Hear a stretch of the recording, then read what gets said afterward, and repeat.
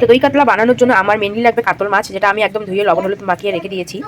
কাতলার জন্য মেনলি যা যা মশলা লাগবে সেটা হচ্ছে শুকনো লঙ্কা, তেজপাতা, গোটা গরম মশলা, আর এখানে আমি টক দই আর কাজু একখানেই পেস্ট করে দিয়েছি একসাথে যেহেতু দেবো। আর এখানে আছে লঙ্কা, জিরে আর আদা, আর এখানে আমি পেঁয়াজ একটু পেস্ট করে রেখেছি আর টমেটো কুচি। তো আমি কড়াই বসিয়ে দিয়েছি, এখন মাছটাকে ভালো করে ভাজতে হবে এপিট ওপিট দোপিট। তো আগে মাছটা আমি ভেজে নিচ্ছি ভালো করে। তো আমার কড়াই গরম হয়ে এসছে, এখন আমি এখানে তেল দিয়ে দিব।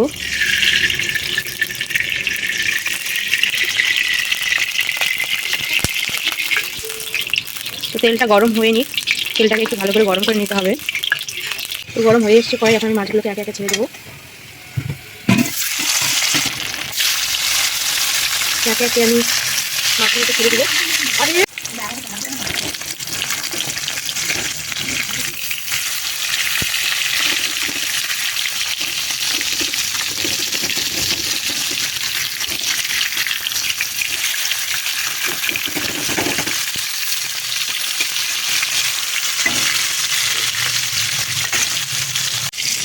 তো মাছ ভাজা হয়ে গেছে, এগুলোকে এখন আমি নামিয়ে নেব।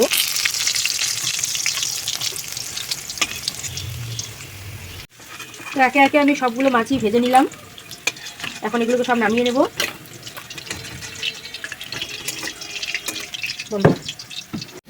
তো আমার তেল গরম হয়ে গেছে, তো কড়াইতে এখন আমি সামান্য পরিমাণ চিনি দিয়ে দিচ্ছি। তারপরে দেবো শুকনো লঙ্কা, একটা তেজপাতা আর গোটা গরম মশলা। তো এগুলোকে একটু হালকা করে নাড়িয়ে নেব। এটা যখন একটু হালকা সেন্ট বেরোবে তখন এর মধ্যে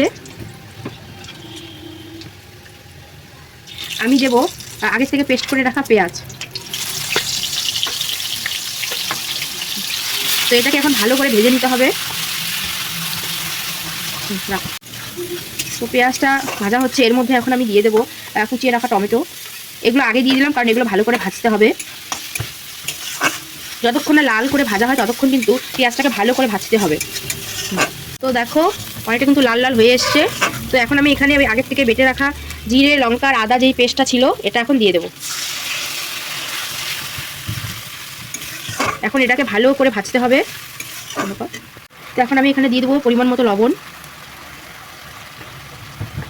আর হলুদ।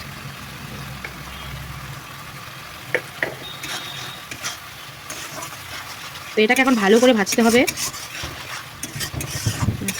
তো দেখো মশলাটা থেকে কিন্তু হালকা হালকা তেল ছাড়া শুরু করে দিয়েছে। এই দেখুন তো আচ্ছা নিয়ে দেখো তেল কিন্তু ছাড়তে শুরু করে দিয়েছে, মানে মশলাটা কিন্তু আমার প্রায় অনেকটা হয়ে এসছে। তো দেখো মশলাটা আমার ভাজা হয়ে গেছে। তো এখন আমি এখানে আগের থেকে দই আর কাজু যে পেস্ট করে রেখেছিলাম সেটা এখন দিয়ে দেবো।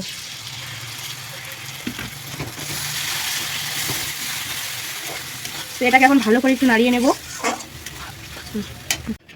তো দেখো দেখতে কিন্তু খুব সুন্দর হয়েছে। তো এটাকে আর একটুখানি সময় আমি হতে দেবো। তো দেখো এখানে আমি এখন একটু ঝোলের জন্য জল দিয়ে দেবো, কারণ মাছটা একটু সেদ্ধ হতে হবে। বেশি না, অল্প পরিমাণ দিলাম।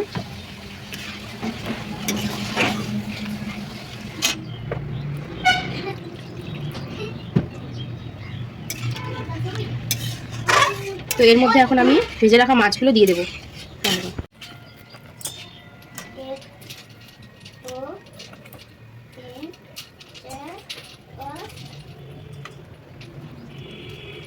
তো এগুলোকে এখন আমি একটু সেদ্ধ হওয়ার জন্য রেখে দিব। তো দেখো বন্ধুরা আমার কিন্তু দই কাতলা একদম রেডি হয়ে, এখন শুধু এটাকে নামিয়ে সার্ভ করার পালা। তো আমি এটাকে নামিয়ে নিচ্ছি, আর খেতে কেমন হয়েছে সেটা যার জন্য বানিয়েছি সেই না হয় তোমাদের রিভিউটা পরে দেবে। তো আমাদের ব্রাইড এখন বলবে ওর জন্য স্পেশালি যে আমি দই কাতলাটা বানিয়েছি সেটা কেমন হয়েছে। কিরে খেয়ে বল কেমন হয়েছে। ফাটাফাটি, খুবই টেস্টি হয়েছে, সুন্দর হয়েছে, আমার একদম পারফেক্ট মন মতো।